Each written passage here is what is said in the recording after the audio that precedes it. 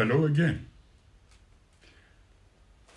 Mikhail Grogerus and Roman Schepeler once asked several questions about how we can make successful changes. And I found it to be quite intriguing, quite interesting.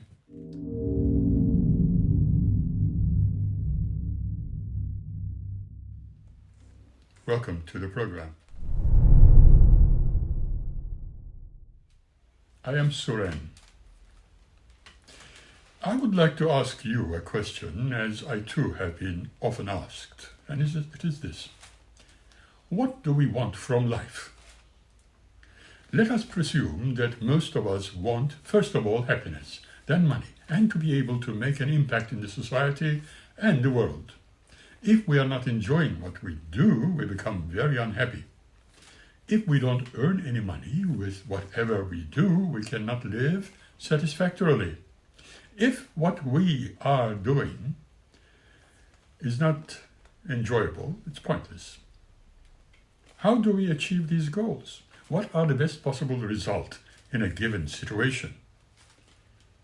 We might consider this being almost as a budget restriction, but how does it work?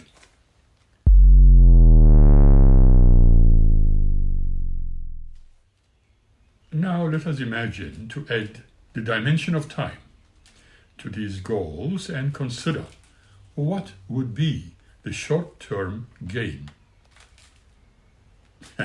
I think we know the answer to that anyway. And the income that we earn from doing a job. But what about the long-term gain? I hear you ask. The knowledge and experience that we gain from this experience, whatever it might be. Short-term happiness can be the real fun and enjoyment that we have been doing the job right. What about long-term happiness and the deeper meaning? Whenever we make a decision, whether it is just vocational training, or perhaps a university degree, or whatever else, we tend to think in terms of children or career, if you're an adult and married. Children and career. We all can assess to what extent each option would contribute to the 4 sub-goals in the process. We will also discover how important these 4 goals are to us personally and how close we have come to achieving them. When we were younger, we may have thought that money was the most important thing in life. Now that I'm old, says Oscar Wilde, I know what it is. There was a psychologist who made an assertion way back in 1950s. She asked the question, how the parents train the child has no long-term effect on the child's personality or intelligence or mental health. I don't think that she was very popular after this, although what she was doing was nothing more than questioning to what extent our personalities are shaped by our upbringing and interplay between parents and children. For instance, where the children elicit particular behavior in their parents and not just vice versa. According to this psychologist, the concept of the family, and it could have a profound influence on the individual, is a modern phenomena. And she contradicted the Freudian psychology by suggesting that we should modify our behavior depending on the environment we are in. Her conclusion was that the children were shaped not by their parents, but by the peer group in which they are socialized, and this has been argued upon, and her theory was considered as an excuse for bad parenting. Are you only loving towards your children because you think you can influence them? In fact, the children speak the language of their peer group, not that of their parents. Some critics consider that parents determine their children's social environment by selecting their schools for them and still have an influence, like he's a chip of the old block. But does it still work now? Consider this for a little while. Now let's examine the question of what we think about others. That is a very intriguing and very important question. Many people think that religion has exploited prejudices. What kind of prejudices do we have against any of the religions we are familiar with? The Google has been a good tool for working this out. With the Google algorithm, for example, you can begin by typing in "Why are Jews ... and it will help sentences to be finished based on the search criteria from the other users. Why are Jews so rich? Or why are Jews so greedy? Or why are Jews so clever? The algorithm is determined by the popularity of the search terms. All of the completed sentences resulting from your partial search were previously typed in as search terms by Google users. This automatic completion is revealing little method for gauging the interests and attitudes of Google users. Woody Allen has once said, "If God exists, I hope he has a good excuse." Muslims are said to be so sensitive, so crazy, so strict, therefore very mean and angry, therefore always wrong. Christians are considered as being so intolerant, so judgmental, and against abortion. Hindus are usually considered as vegetarians or upset with an avatar, and so afraid of Muslims. What Buddhists are considered almost always as happy and also bold. You're allowed to drink alcohol. Or are you? Atheists are considered as being so mean, so heated, and smarter than Christians. And all this is wrong. Or is it? Jehovah's Witnesses are considered not really Christian, although they claim to be, but always claiming to be right, righteous, and absolutely weird. However, considered also very annoying and hated for some reason you can imagine. Jews are considered as being so rich, so funny, but sometimes so clever. And these type of algorithms always finds new prejudices and do share any of them perfectly right. What do we believe in our observations that we can consider at the start of, well, we are at the start of 21st century? We have about 4 observations here. 1, in English language, we will soon have more brands than words, as it is said. 2, we are using more complicated channels and more money to reach fewer people. 3, consumers are increasingly better informed about the things they buy. 4. There are some initial signs of what is known as the brand saturation these days. The fashion brand is no longer using its brand logo on their products. Why is that so? What is going on in here? Our trust in brands seem to be as unshakable and rational as religious belief. The brand used to represent the company has become now reversed.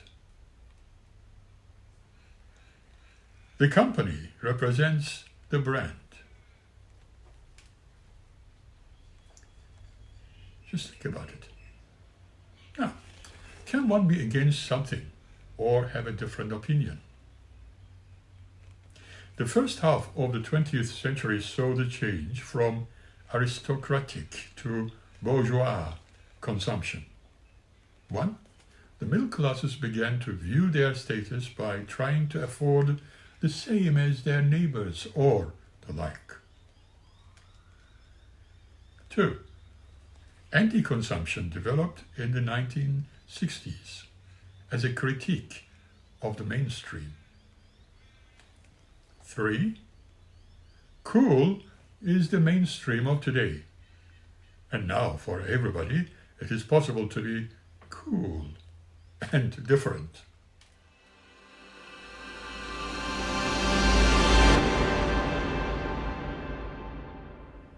People thought they were different when, in fact, they were like everybody else.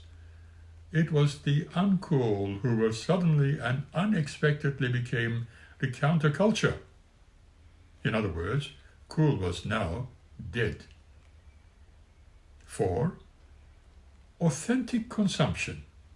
The end of cool was not the end of conspicuous consumption. It was the birth of cultural capitalism. By consuming, you are not only doing something for yourself, but also for the environment, for the poor.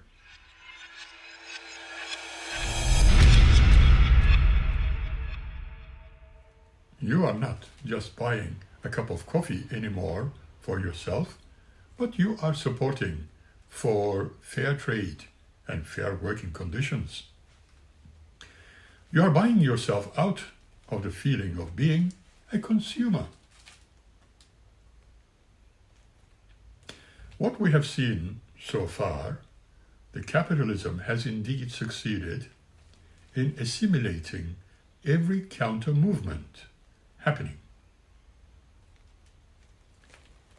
Many of us often ask ourselves if we are doing the right thing. Are we wearing the right glasses and clothes? Do we hold the right views? Are we living in the right part of the town?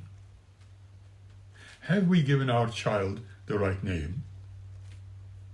You see, everyone wants to be cool, but what is this cool exactly? In truth, it is very hard to define.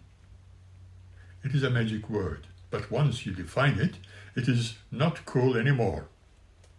Probably, we can see that managing to be effortlessly unconventional and saying the right thing without much thinking about things, it is something we can consider as cool.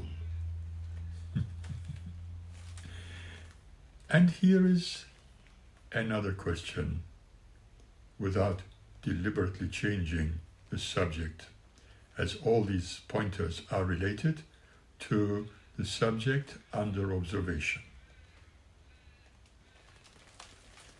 Why is it that some people don't like foreigners? I know there are many questions, many answers. Now, in 1992, it was predicted that there was going to be a clash of civilizations, the conflict between us and them, the other. The term other was used to describe the way in which we tried to establish our own positive identity in relation to an inferior other. In the Western way of thinking, we all need this difference. It is all to differentiate ourselves and affirm the sense of self. Without this difference, there would be no opinions, no dialogue, no psychoanalytical terms, no self, but we have to define the other in order to develop the self. However, the problem is that opinions about difference are usually inherently judgmental. The superiority of reason over emotion, or civilization over wilderness, can be considered here. Then, how can one make the right decision?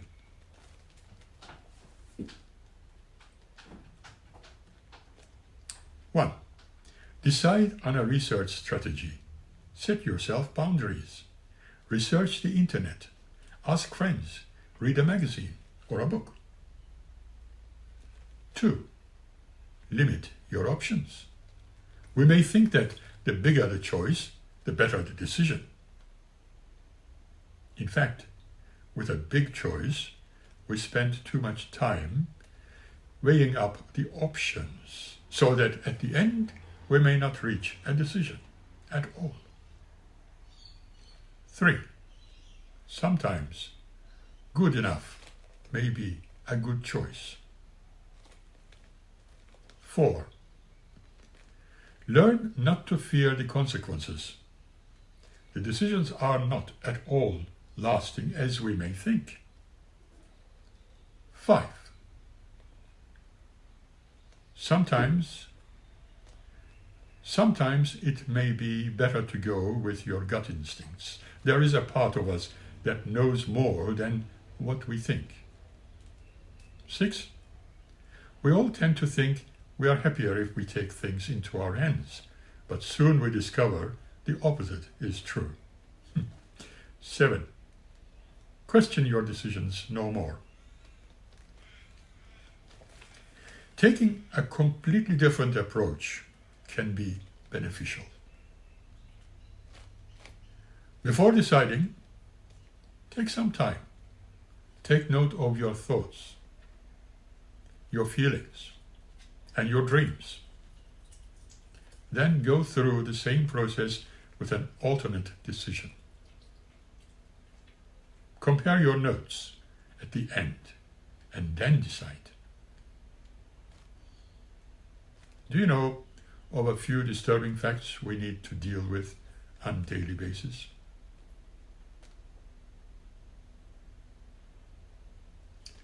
Do you know, at times, unfortunately, we all let ourselves be distracted. We communicate through social networks, through the cloud, emails, messenger services, and online forums, and then directly with people. And we don't even reply to an email within a few hours, or at latest, I should say, after a day, and the people get very angry, annoyed altogether, as we forget what is being asked in the first place. Now, turn off all the email distractions to avoid wasting time over those issues.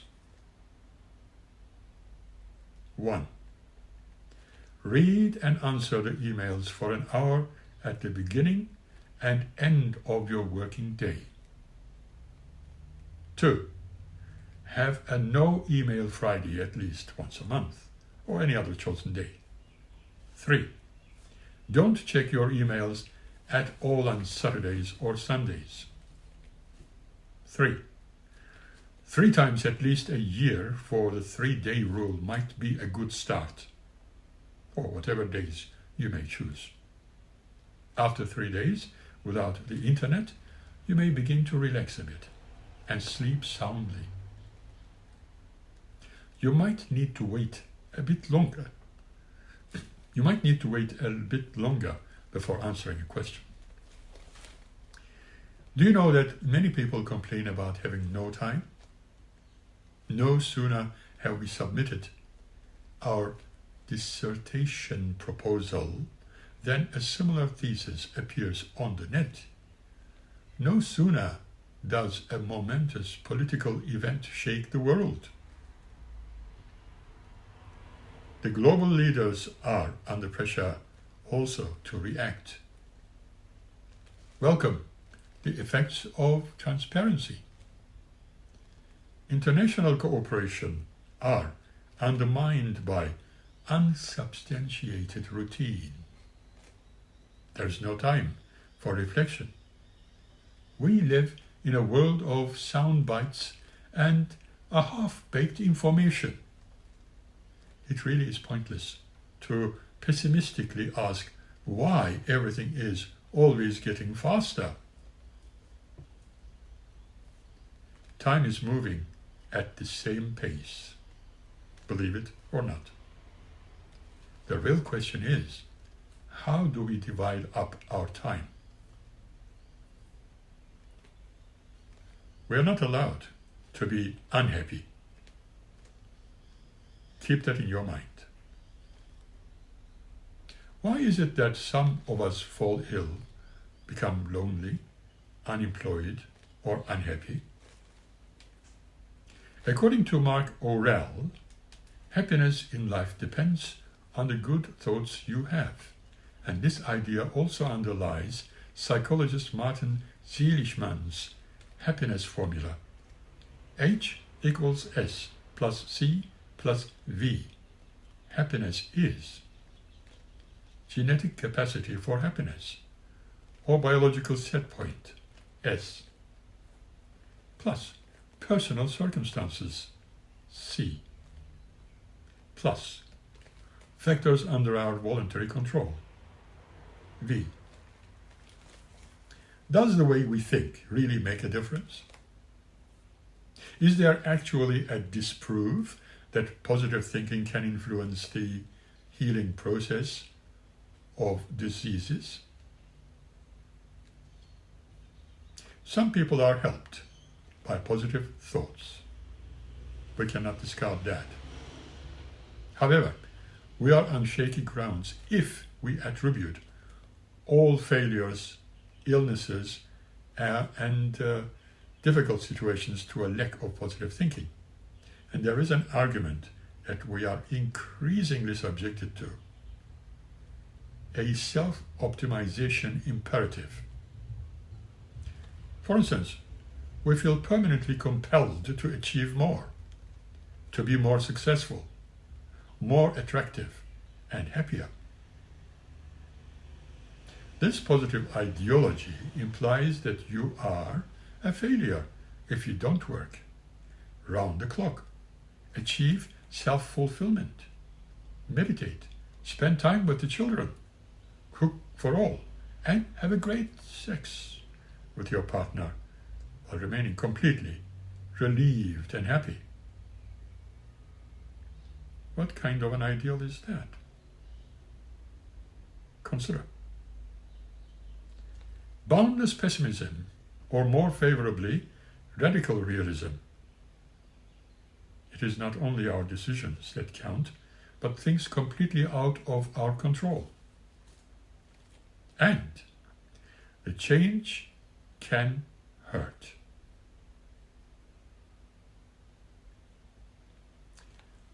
We will come back to this issue again by the next episode.